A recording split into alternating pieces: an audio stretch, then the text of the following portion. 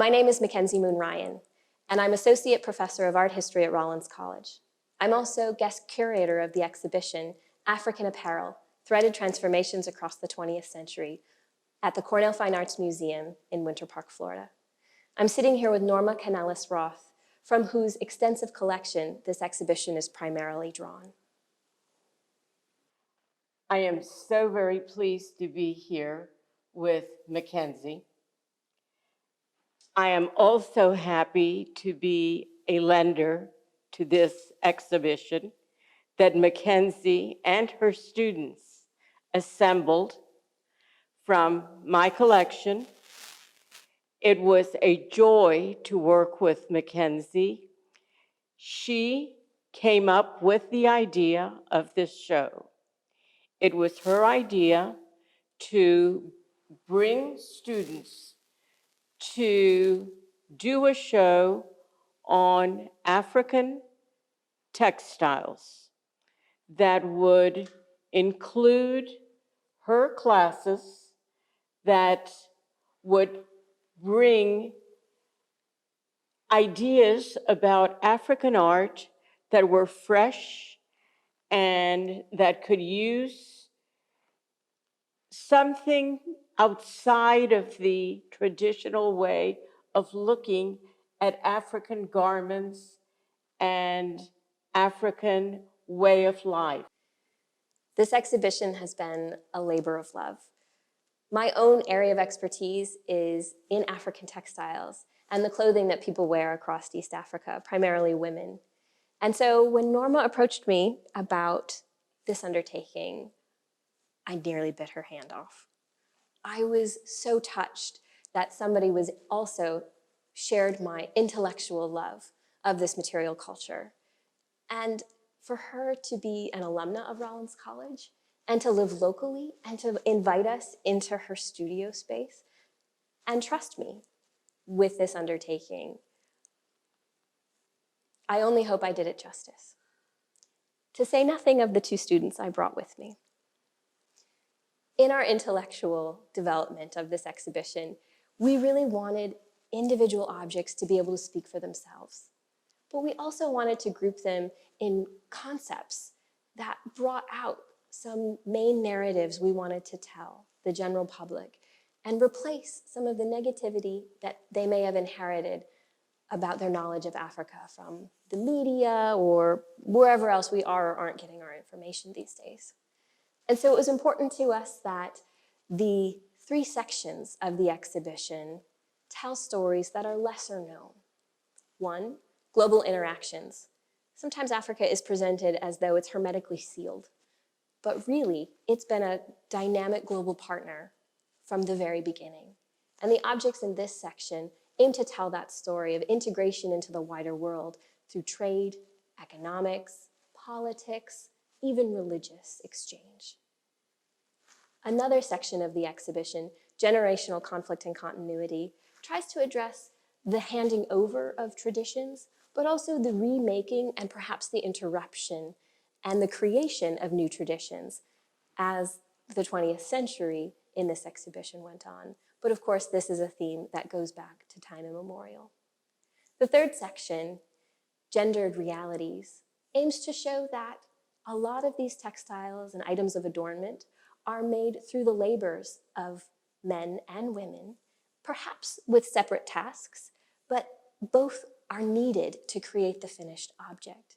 And then oftentimes the finished object, be it a headpiece, a textile, a vest, is worn by one gender, perhaps over the other, although there are some objects worn by both genders. And to give this focus not only on gender, on women especially, who so often in the field of African art history are alighted in favor of men. So it was important for us to bring men and women together and focus on that theme so that the objects could be better interrogated, better understood, and better celebrated.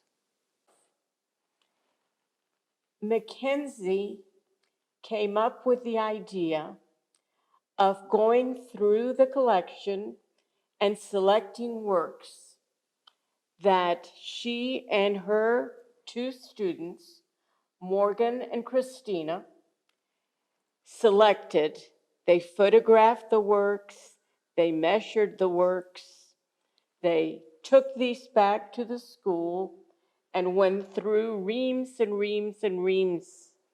And then they made specific selections that they took to create this show, which I think is amazing. To have done it, just never having done anything like this before.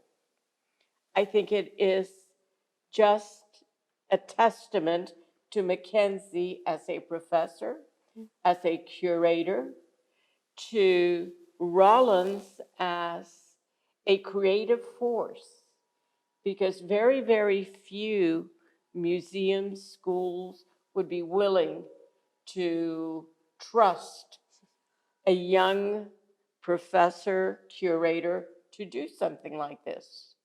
And it turned out amazingly well. So thank you. Thank you. This project has been such a delight. From its inception 2.5 years ago, when I recruited Morgan Snope and Christina Toppin to undergraduate students early in their years of their undergraduate to work with me one-on-one over the course of 2 summers in order to do all the things that you've mentioned. We started with nothing. We started with no title, no concept, no checklist, and we built incrementally, step by step. Yes. Morgan and Christina really took the bull by the horns, so to speak, and got up to speed on the academic scholarship on African arts, textiles, dress, apparel, jewelry. And they started to become my collaborators in trying to discern which objects would make a dynamic exhibition, not only visually, but also conceptually. And they also were willing to look at work from the entire continent, from Morocco, Tunisia, regions of North Africa that are normally overlooked. Correct. And then they brought in the sub-Saharan areas, East and West Africa, and then all the way to South Africa. Correct. And this is seldom done. Usually the focus is on West Africa. Yes. And seldom do shows incorporate all of Africa. Correct. I think it was really important to us to start to see the continent more holistically and also as a global partner, that it was integrated into the entire world, not only throughout the 20th century, but for the past few millennia. And additionally to making sure we had a wide variety of objects from across the regions of Africa, it was important for us to have a wide variety of materials on view. So not just cloth, but beads, accessories, cloths that have been machine produced as well as locally made. Well, I think what's important is that we have covered headdresses, jewelry, things like shoes. No one ever talks about shoes. And shoes are great. They're so important. Yes. Especially across Africa, even in the early 20th century, there are stories of people getting their first pair of shoes. Yes. And that's a momentous Yes. occasion and says so much about social status. But things like dolls, Right. to bring in a doll, because in Africa, dolls are so important. They're not seen as toys. Right. They're actually part of a woman's procedure to reach adulthood. Right. And few people understand that. Right. And like you say, you have the hand-woven, hand-embroidered, hand-beaded textiles, but you also have the machine-made, Right. more modern, more Right. contemporary textiles. Right. Like your textiles with Obama represented. Correct. How cool is that? We did want to make sure that we showed the transition and the change across the 20th century from the primarily handmade to a more manufactured and more affordable and more ubiquitous type of clothing worn by Africans across the continent. One of the persons, Dr. Daniel Beebike, whom I consider one of my great mentors, always told me that there's a tendency to think of Africa as a static environment, Right. a place that you as a collector would find objects that have age, that have value because of their antiquity. And you don't realize that it is a changing environment, Right. and that people respond to the same things as in any culture, that there is interest in fashion, there is interest in environmental factors, and that as a result, you have a constant evolution Right. of materials. Right.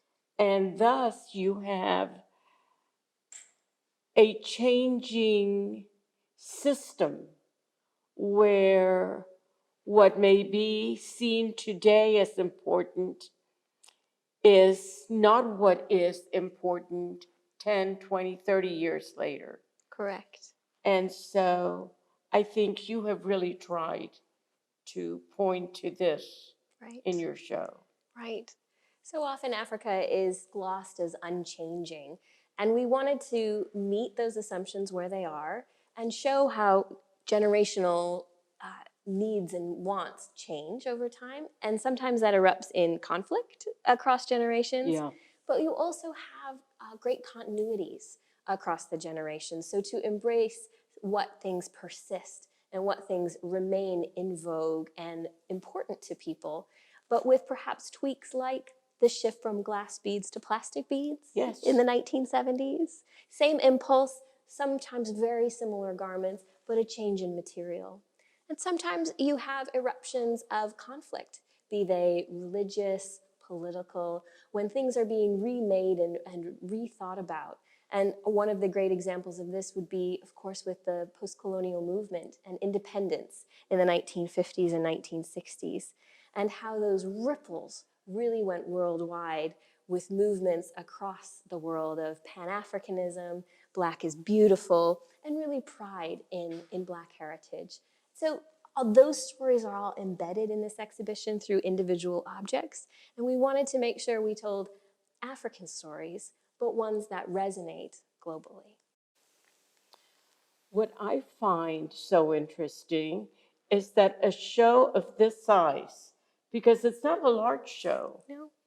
it's relatively small, that nonetheless you have managed to include so many ideas, so much that is important, and to be able to manage to include all of this within the scope of a relatively small show. But even more important is the fact that your two students who have written the catalog have done such an amazing job Thank you. of explaining this material in such a profoundly scholarly manner, more so than I think I've ever seen it done.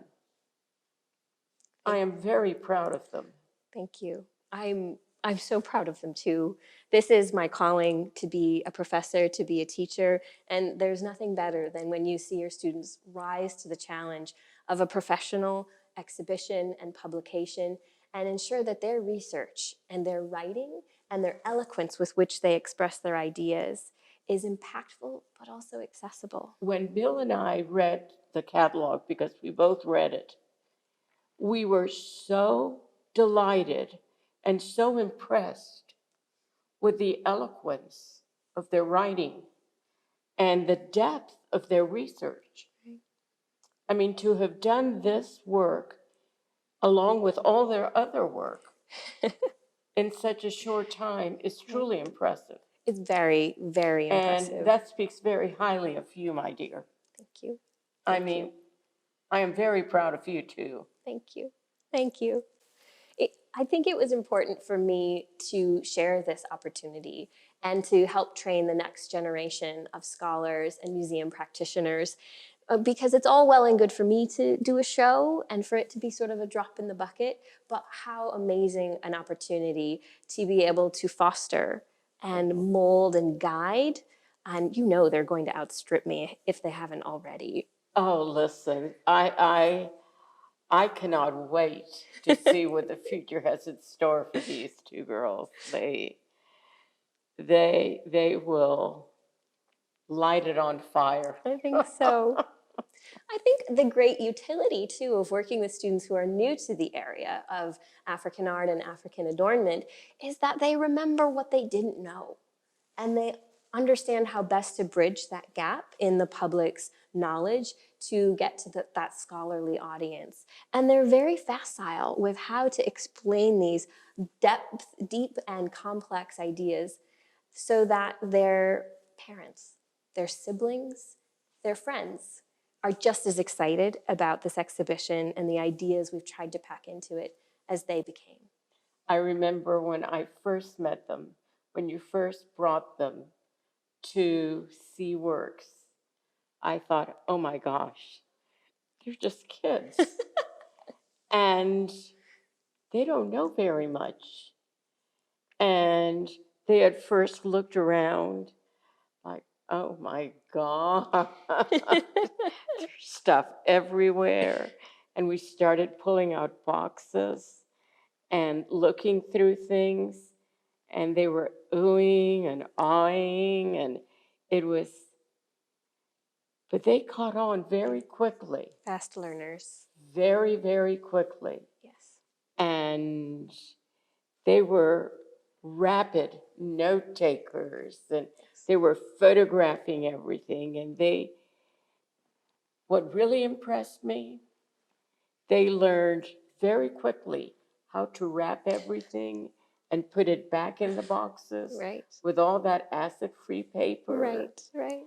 And as I have told others, I've had curators from other museums who didn't do as good a job as the girls did. They did a fantastic job. Well, and that really impressed me. You are a good teacher. And I think they do not take it for granted the opportunity that you bestowed upon them to be able to be trusted to handle this material, to get up close and personal with it. You countless times encourage them to touch it, to smell it, to lift it up and imagine what it would be like to inhabit this. Of course, we didn't try anything on. No, we don't do that. We don't do that. But I think the confidence you showed them, they really rose to that occasion and embraced it. And this will have, and has already had, a transformative effect on them and I think their future. And for that, I'm eternally grateful, because as much as I try to inspire my students inside the classroom, without these wonderful objects to teach from and with in person, it just can't compare. This opportunity wouldn't have been the same with anybody different, anybody else.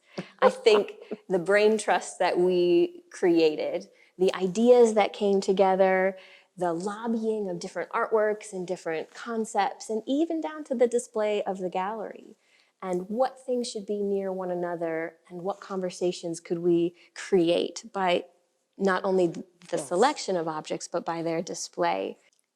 I'm curious. What is one moment in this whole process that you can recall with great clarity? One anecdote or experience that will stick with you? The moment that is most vivid for me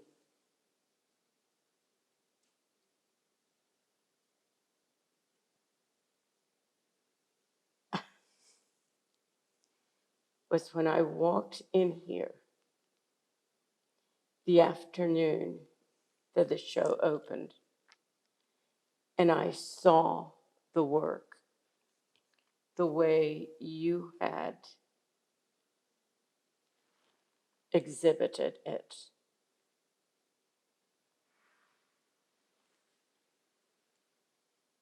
I have seen the work shown hundreds of times.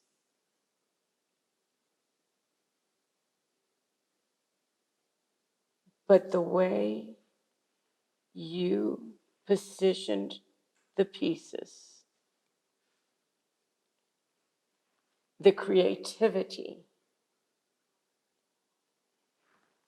the works are still being shown in the traditional museum environment. But nonetheless, there is a uniqueness to the positioning that I've never seen before. There's a freshness. For example, the way the layering of this group of textiles, where the pieces resemble a market in a way. The way that the strings of beads are assembled close together, where you can still see each piece individually, but yet there is that contact where again there is this similarity to the way that African people prefer to wear things, where they like to assemble things and layer them. So there's a regard to respecting the traditional manner in which people wear things.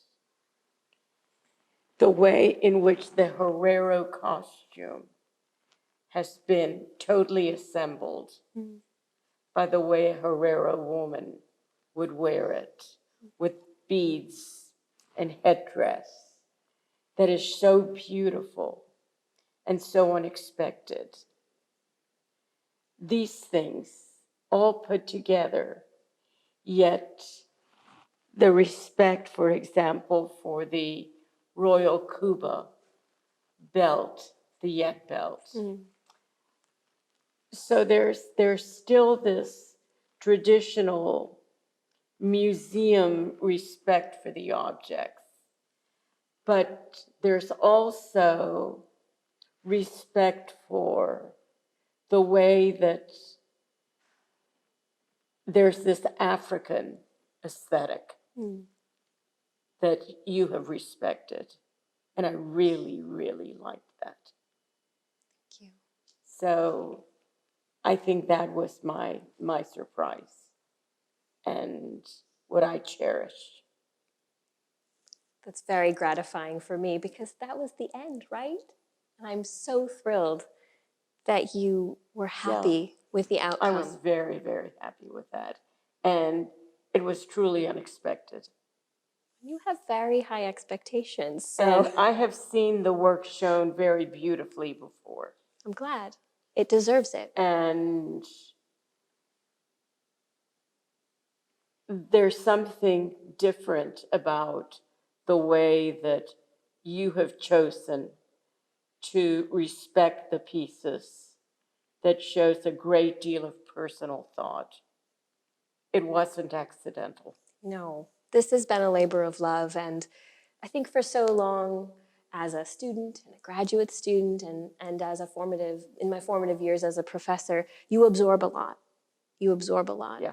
And it takes confidence and time for you to be ready to put your own mark and to go public with your scholarship and share it with the world.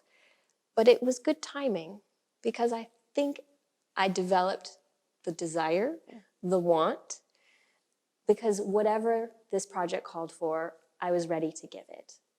And those copy edits of that catalog, man, they felt unending at times. But to sit with the objects and to envision how we best could portray them for the general public, and how we could think about young children, how we could think about college groups coming in, and members of the public more generally. Yeah. How we could capture Because you their have to. enthusiasm. You do. It's not for a scholarly audience, it's for everyone. Yes, that's right. But it needs to hold up its scholarly chops as well. It's a delicate balance. Well, my theory has always been that if museums are going to be successful, they have to be able to reach out to a public that is a very broad, very varied public. That, like you say, you have to speak to the young, to the old, to the scholarly, to the inexperienced. There has to be something that speaks at every level. Thank you for this opportunity, Norma. I hope, hey, we might do it again someday. I look forward to it. Thank you for taking the time to view this exhibition of African apparel, threaded transformations across the 20th century. If you haven't yet had the chance, please take a look at the scholarly exhibition catalog, which accompanies this exhibition.